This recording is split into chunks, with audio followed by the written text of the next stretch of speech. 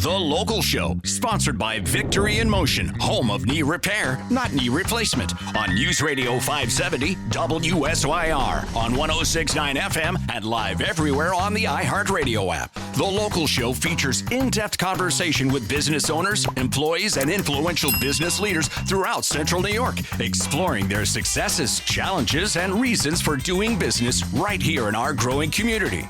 The Local Show is produced locally by Zoe Advertising. Now your hosts, Tom and Steve.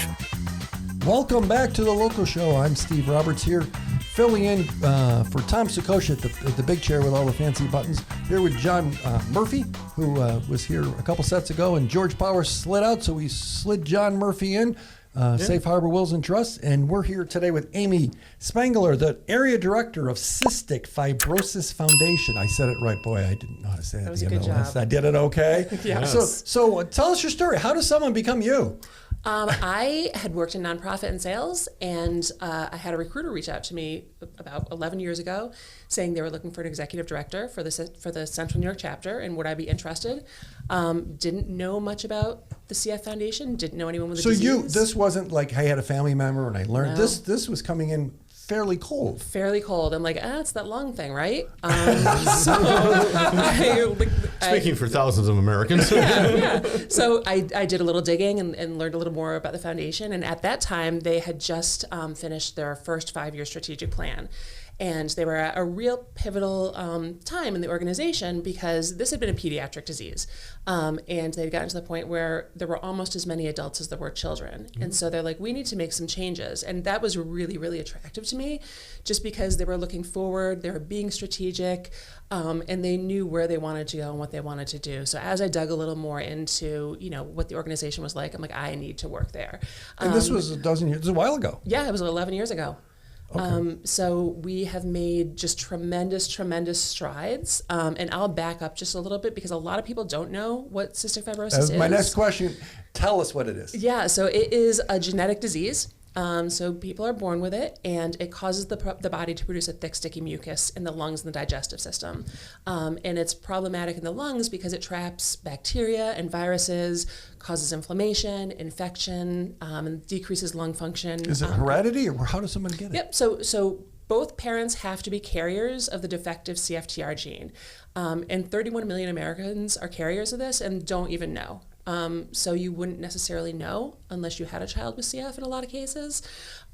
You have a 25% chance of having a child with CF if both parents have it. Are carriers. Yep. And that resets every time. So we have families that have 3 children with CF. I know people who they're both carriers and they have 3 children and none have CF. So it's really, it's just kind of the luck of the draw. Wow. So so what does research say over time? Like, where's this thing going, and how do people get a wrap on it? It's amazing. So we've made tremendous progress. So the foundation started in 1955. It was started by a group of parents whose kids had the disease, and at that time, doctors didn't know much about it. They did know that kids weren't going to live to really attend kindergarten. So the prescription was go home, make them comfortable, and that's what we can do. And these parents fortunately said, that's not cool, we're not going to do that. So they got together and they started calling friends and family and raising money, and here we are, fast forward, 60 plus years later, and children born today with the disease are expected to live into their 60s and longer, and that's because of the treatments and the drugs that were funded by the foundation. Right. But it's sad, isn't it? It is sad, but it's also really hopeful. So this is a really incredible time to have the disease. We've got some great drugs that are available, some great treatments. We know we're going to cure it. I mean, that's what's kind of amazing. We have incredible scientists. The CF Foundation actually has a lab out in Boston, and we know we can cure it. It's just going to be really, really difficult. This is going to be the most difficult undertaking we've ever done, and also the most expensive. Well, YouTube listeners can see it, and radio listeners can hear your smile. This isn't, you've hook, line, sinker, bobber pole. You're all in on this. It's pretty obvious. 100%. I mean, it's so cool. I've worked for other different organizations. It's so cool to be able to show the progress and to show people what their dollars are doing when they donate. So it's just, it makes a tremendous difference in people's lives. And like I said, we know we're going to cure it. They suspect it's going to be through gene editing. So it's that's a long process, but it's incredible to be able to say, probably in this lifetime, we're going to see a cure. But there's a lot of factors. We were talking before we started with Attorney Murphy. There's a lot of things. I mean, like a special needs trust is something that connects, that can help people that are in those struggles. So you probably deal with a lot of things that are maybe not even the disease, but life is hard with someone with this, is it not? Life is super hard. This is a really expensive disease. It's a really time-consuming disease. Treatments generally, there's a drug that became available in 2019, and so that's eased the treatment burden for a lot of people, but not everyone. But people were spending hours a day on treatments. It's incredibly expensive, just the medicines, 50, 60 different pills a day, oh my things goodness. like that. So it's a very, very large burden. I don't know that I know. Do you know anybody, John, that has the disease? I don't know that I know anybody. I do not. So I had a question. You said it was starting to become more prevalent in adults. So is it something that can kind of be dormant and then get activated as an adult? No, it's people are living longer because of the treatments. So the treatments are better, the drugs are better. So if people are able to take these drugs and do these treatments at a young age, it really just staves off the decline in lung function, which is ultimately generally what people pass from. How early do you see it in the child? When the child's born with it? Yep. So this is part of the newborn screen. So when a baby's born, they get a little.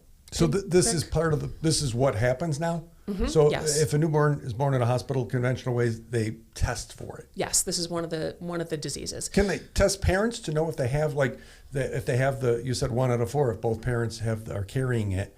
Can people be pre-tested before they have children? They can, actually, yes. So in certain instances, if you know you have a history of CF in your family, if you have other genetic testing, they can absolutely test ahead of time. Sometimes in utero, they'll see something in the baby, some bowel blockages, and they'll be like, that looks like a CF kind of thing, and they may test in utero. But generally now, most babies are diagnosed right out of the gate. And how does it affect children? What are the symptoms that someone would see?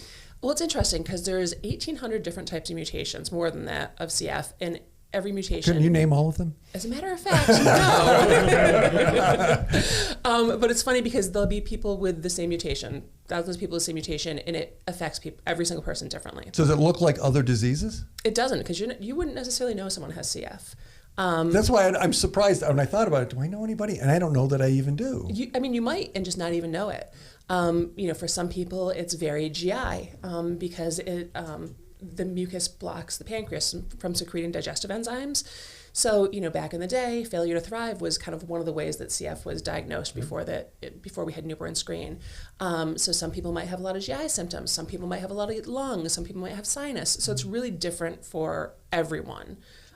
So you're optimistic that science and time and research is going to, I can see it in your face. You're like, we're going to beat this thing. 100%. 100%. Here's the thing. We're at a really interesting time because right now, a child born today, the doctor is going to say this is the best time to have CF because we have a lot of options for drugs. We have a lot of options, for hope, which is phenomenal. So that urgency of, oh my gosh, my child is going to die, not to say it's not there anymore, but it's not. But there's hope, and I'm imagining CFF.org. We're going to find a lot of information there.